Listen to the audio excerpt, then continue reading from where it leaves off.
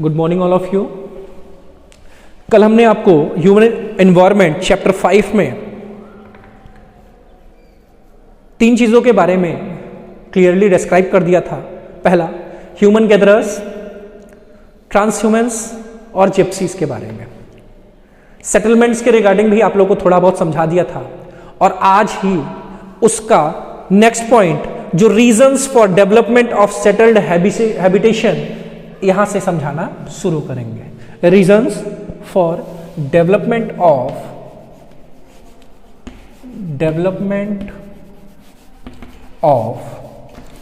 Settled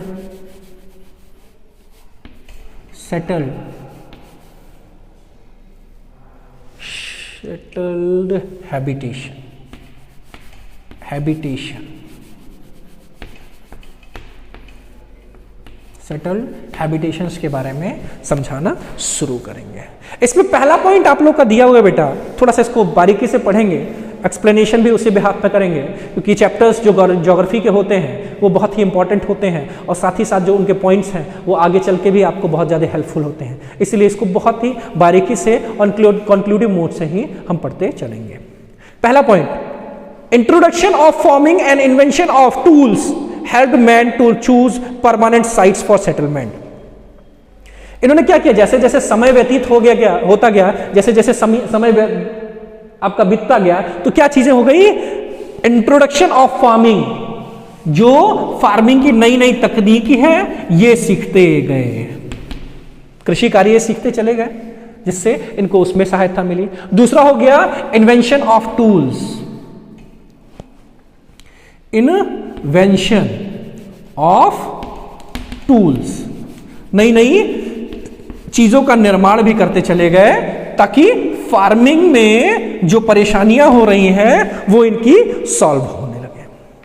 दूसरा, seasonal changes like seeds germinating into saplings, जैसे छोटे छोटे जब आप बीज खेतों में फेंक देते हो तो उसके छोटे छोटे पौधे निकल आते हैं ना। गेहूं जब आप गेहूं या फिर जब आप चावल बोते हो तो चावल बोने के टाइम, गेहूं का भी एग्जांपल नहीं लेंगे, चावल का लेंगे, चावल के जब बीज आप खेतों में फेंक देते हो तो उसके छोटे छोटे पौधे निकल जाते हैं, फिर वहां से उसको निकाल के खेतों में उसको बोने का काम करते हो। ठीक है, रोपाई, बोआई, कटाई, कई कंडीशंस के थ्रू हम उसको फॉलो करते हुए चलते हैं। तो क्या हुआ, तो धीरे धीरे वो क्या होता है, प्लांट्स जब थोड़े से बड़े हो जाते हैं तो हम उसको निकाल के दूसरी जगह पे स्टेबल करने लगते हैं। तो यहाँ पे व्यवस्थाएं चेंज हुई ना, पहले बीज फेंक दिया, खाद डाल दिया, पानी भर दिया, तो ये सारी चीजें प्रोडक्शन में आ गई। ठीक है, अभी वो क्या हुआ, वहां से वो छोटे छोटे बीज हैं उसको उखाड़ के दूसरी जगह पे हम स्टेबल करते हुए चले जाएंगे। फिर थोड़े समय के बाद में, यानी 90 डेज, 85 to 90 डेज के बाद में वो जो हमारी फसल है वो तैयार होते हुए हमें दिखाई देने लगेगी, वो अच्छे से प्रिपेयर हो जाएगी। Seasonal changes like seed germinating into saplings then growing into plants, पहले वो छोटे छोटे पौधे, फिर उसके बाद सैपलिंग्स में थोड़े से बड़े हो गए, फिर बड़े होने के बाद दूसरी जगह लगाए तो फिर प्लांट्स में थोड़े थोड़े कन्वर्ट हो गए तो बड़े हो गए। हाँ, तो इस तरीके से तो ये सब चीजें वो सीखने लगे। ठीक है, अब आप जानते हैं, हम गांवों की बात करें तो गांवों में हम आम खाने के बाद में उसके बीज कहीं भी फेंक देते हैं, तो बीज फेंकने के बाद में छोटे छोटे पौधे निकल जाते हैं। अब वो पौधे निकलने के बाद में हम उसको वहां से अगर चाहें तो दूसरी जगह पे अगर कहीं पे थोड़ी सी मिट्टी हटा के उसको लगा दें तो वो पेड़ धीरे धीरे क्या होगा, बड़ा हो जाएगा, और जितना ही बड़ा होगा, ठीक है, उतने ही अलग अलग चीजों में इस्तेमाल में लाया जा सकता है। जैसे मान लीजिए जब बड़ा हो जाता है तो उससे फल निकलने लगते हैं, तो हम कैसे फ्रूट्स को भी अपने खाने के लिए इस्तेमाल में लाते हैं। तो ये क्या किया, वहां के जो लोकल नेटिव पीपल्स थे उन्होंने ये भी धीरे धीरे सीखा, बीज को बोना, उगाना, पेड़ बड़े हो गए, पेड़ों से फल निकालना, तो ये चीजें भी धीरे धीरे वो सीख गए।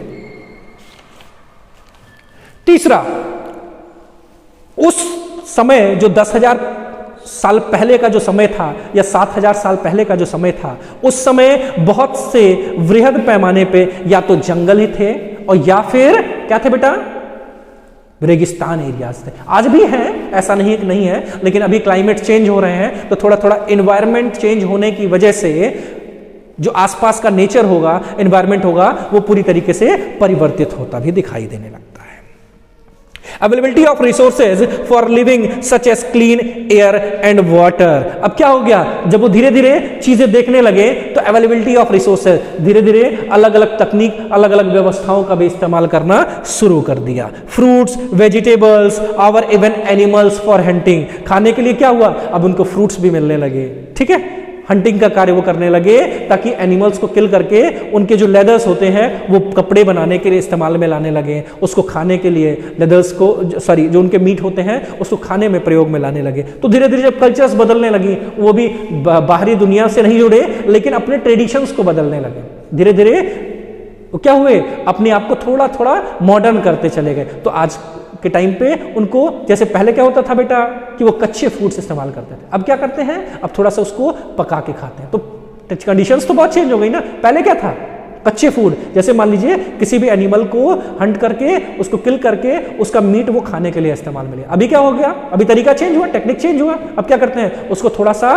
पहले क्या करेंगे, आग में भुनेंगे, फिर उसके बाद उस पर खाएंगे, उसे टेस्ट का टेस्ट लेंगे, है ना। तो अब के तरीके चेंज हो गए। मैरिज, किंगशिप, जैसे मान लीजिए पहले क्या थे, राजशाही व्यवस्थाएं थी, उसको खत्म किया, ठीक है। मैरिज कंडीशंस जो थी, जैसे मान लीजिए इस कबीले के लोग इस कबीले के ही लोगों के साथ में विवाह कर सकते थे, दूसरों से नहीं कर। अभी क्या हो गया, मैरिज फंक्शंस भी थोड़ा थोड़ा उन लोगों ने चेंज किया। अभी ट्रेडिशंस को थोड़ा थोड़ा बदल गया, नेचर्स के अकॉर्डिंग और या फिर बाहर मॉडर्न टेक्निक्स के अकॉर्डिंग अपने आप को डिफरेंशिएट किया और धीरे धीरे सेटल्ड होते चले गए। कहीं कहीं पे जब उनको बड़े लैंड एरियाज मिलने लगे, क्योंकि वो अभी क्या सीख लिए थे, फार्मिंग और नई नई टेक्निक्स के द्वारा कुछ और भी चीजों का इन्वेंशन, जैसे टूल्स जो जरूरत होती हैं एग्रीकल्चर के लिए, उसको भी बनाना शुरू कर दिया। तो जब इन चीजों की आवश्यकता हुई, जरूरत पड़ी, तो उन्होंने प्रोडक्शन करना शुरू कर दिया। अब जब इन्वेंशन होने लगा तो जाहिर सी बात है वो प्लॉगिंग और बाकी सारे कामों के लिए उसका इस्तेमाल भी करने लगेंगे। तो क्या हुआ, अब धीरे धीरे वो डेवलप्ड हो गए।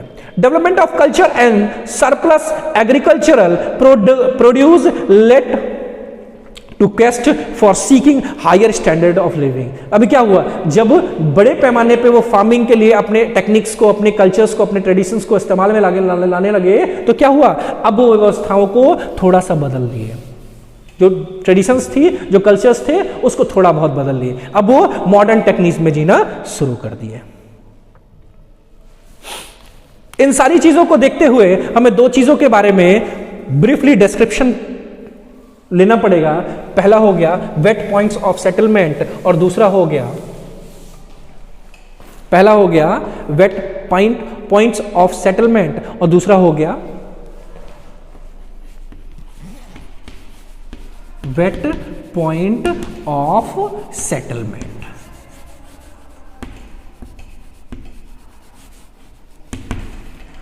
पहला, अभी दूसरा हो गया dry point settlement, dry points of settlement.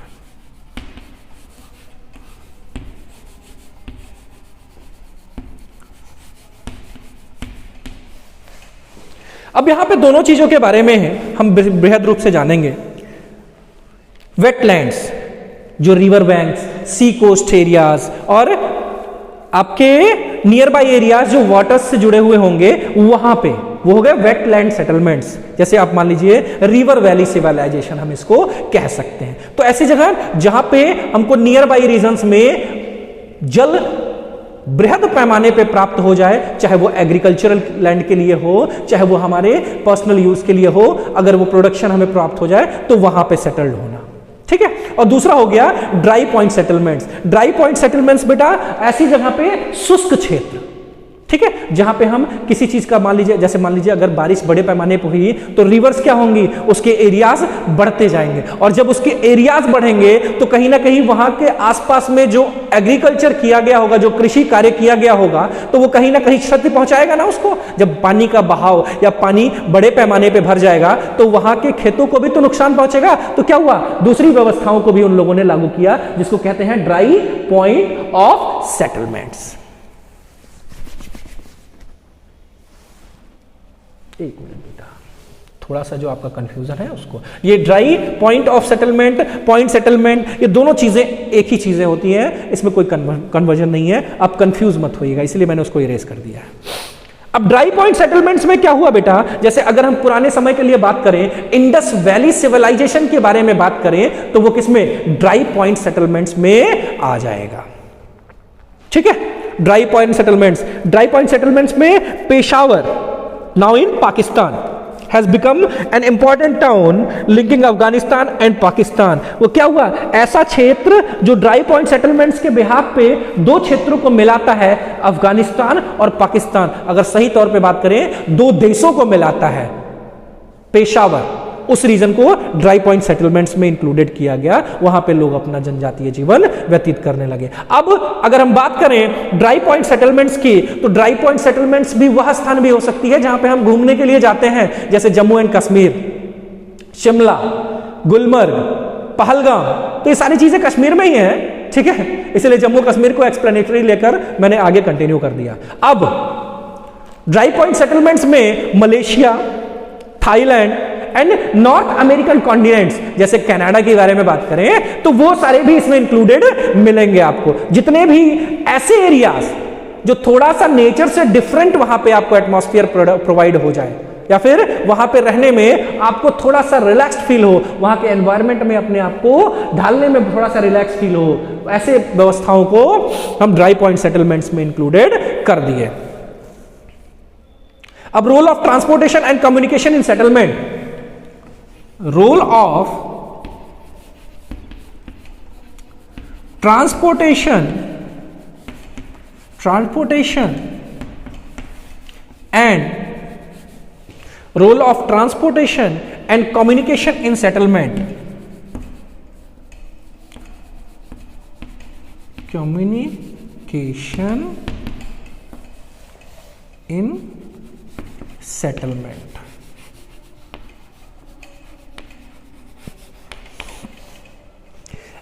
इस मुद्दे को हम थोड़ा थोड़ा समझेंगे और आगे की तरफ विस्तृत रूप से जानते हुए चलेंगे।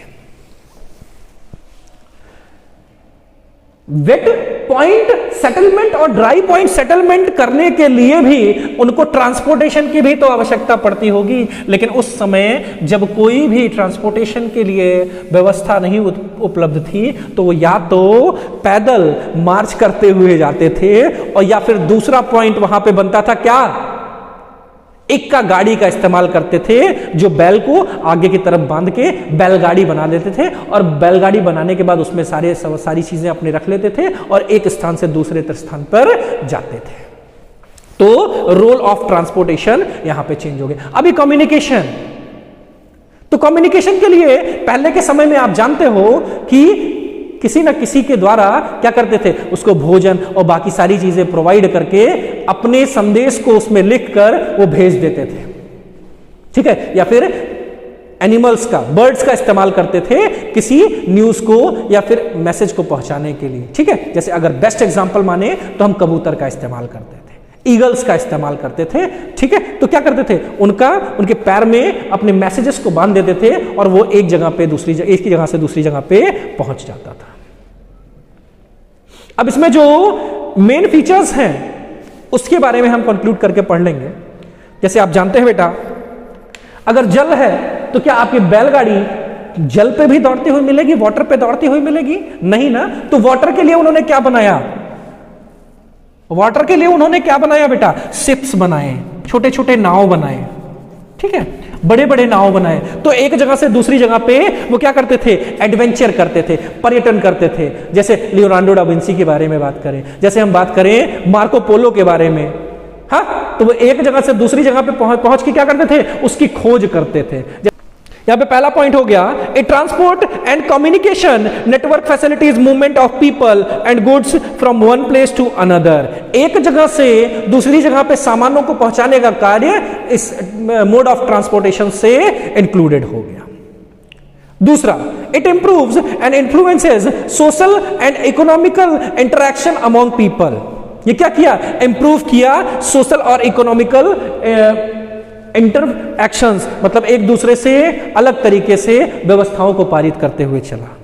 ठीक है, जब वहाँ की सोशल जो व्यवस्थाएं होंगी, जो वहाँ के रहने वाले लोग होंगे, उनको नए नए कल्चर्स के बारे में जानकारी मिलेगी, नए नए ट्रेडिशंस के बारे में सीखेंगे, आसपास के लोगों के बारे में जानेंगे, उनके विचार जानेंगे, उनके रहन सहन के बारे में जानेंगे, तो एक दूसरे से घुलते मिलते चलेंगे, है ना। तो एक अलग एनवायरनमेंट क्रिएट होगा। तीसरा, it leads to development and growth of settlement through better economical activities. अब मान लीजिए कि जो इधर उधर जाके सेटअप हो रहे हैं, किसी के पास में बड़े पैमाने पे एग्रीकल्चरल लैंड्स थे, तो वो बड़े पैमाने पे क्या एग्रीकल्चर करते थे, कृषि का कार्य करते थे। तो कृषि का कार्य करने के बाद बड़े पैमाने पे उनके पास में प्रोडक्शन होती थी, तो वो क्या करते थे, दूसरे मेंबर्स जो ड्राई सेटल्ड एरियाज में रहते थे उनको वो चीजें प्रोवाइड करते। और जो ड्राई सेटल्ड एरियाज के लोग थे, जैसे मान लीजिए उनके पास में एप्पल्स, है ना, ड्राई सेटल्ड एरियाज बेसिकली ठंडे प्रांतों को कहा गया ना इसमें, तो उनके पास में एप्पल्स पहुंचाते थे और बाकी चीजें पहुंचाते थे, जैसे आपके डेट्स, जितने भी ड्राई फ्रूट्स हैं, ठीक है, खजूर आपके, और बाकी सारी चीजें जितनी भी आपकी हैं वो आप इनको मुहैया कराते थे। तो इकोनॉमिकली भी वो कहीं ना कहीं स्ट्रांग होते चले गए। तीसरा point, the means of communication also provide facilities for entertainment, for example radio and television. धीरे धीरे जब विकसित होते गए तो क्या दो नई चीजों का आविष्कार किया, रेडियो और टेलीविजन का। समयानुसार इन दोनों चीजों का भी इस्तेमाल करते हुए आगे चलते गए। साथ ही साथ अब और भी फैसिलिटीज हो गई। अब मान लीजिए कि हम घर पे बैठे हुए हैं, हमें किसी सामान की आवश्यकता है, तो हम क्या करते हैं, फोन से ही ऑर्डर कर दें, वो सामान हमारे पास पहुंच जाता है। तो डोर टू डोर भी हमारे पास में सुविधाएं पहुंचा दी गई। तीसरा, sixth one, it plays a crucial role in integrating diverse cultures, religions and beliefs of people and unites there as a union। इसने क्या किया, जो ये बड़े पैमाने पे कम्युनिकेटिंग सिस्टम्स इंक्लूड हुए, जैसे मान लीजिए कि सेल फोन्स, आज हम यहाँ पे बैठे हुए हैं और दूसरे देश में हमें किसी से बात करनी है तो हम बड़ी आसानी से बात कर लेते हैं। अगर यहाँ पे बैठे हुए हम किसी से मुंबई के किसी मेंबर से बात करना चाहें तो आसानी से फोन कॉल करके उससे हम कम्युनिकेशन करके उनका हाल चाल ले सकते हैं। तो ऐसे क्या होगा, वीडियो कॉल की सुविधाएं भी आज के समय में आ गई हैं। तो हम क्या करते हैं, लोगों से इंटरैक्ट कर सकते हैं। इंटेलेक्चुअल मीटिंग अगर करना चाहें तो हम वीडियो कॉल के थ्रू भी कर सकते हैं। आज के टाइम पे आपका मोड ऑफ ट्रांसपोर्टेशन भी बहुत बड़े पैमाने पे चेंज हो गया। पहले हम गाड़ियों का इस्तेमाल करते थे, फिर हमने धीरे धीरे और ज़्यादा डेवलप हुए, तो फिर हमारे पास पहले हम क्या करते थे, बैलगाड़ियों का इस्तेमाल करते थे, धीरे धीरे और डेवलप हुए हमारे पास में, फिर साइकिल्स, फिर मोटरसाइकिल, अब कार्स, शिप्स और बड़ी बड़ी, अब क्या हुआ, अब उनको मॉडिफाइड करके, उनको नई नई टेक्निक्स के साथ इंक्लूड करके उसी में आपको कैमरास भी मिल जाएंगे, उसी में आपको थिएटर्स भी मिल जाएंगे, उसी में आपको स्विमिंग पूल्स भी मिल जाएंगे, उसी में आपको अच्छी खासी फैसिलिटीज, जितनी आपको रिक्वायरमेंट है वो सारी सुविधाएं आपको वहां से प्रोवाइड हो जाएंगी। उसके बाद में वहां पे कुछ और भी बड़े पैमाने पे जो डिफरेंसेस किए गए, मान लीजिए अभी पानी को घर घर तक पहुंचा दिया गया with the help of pipelines. कैसे?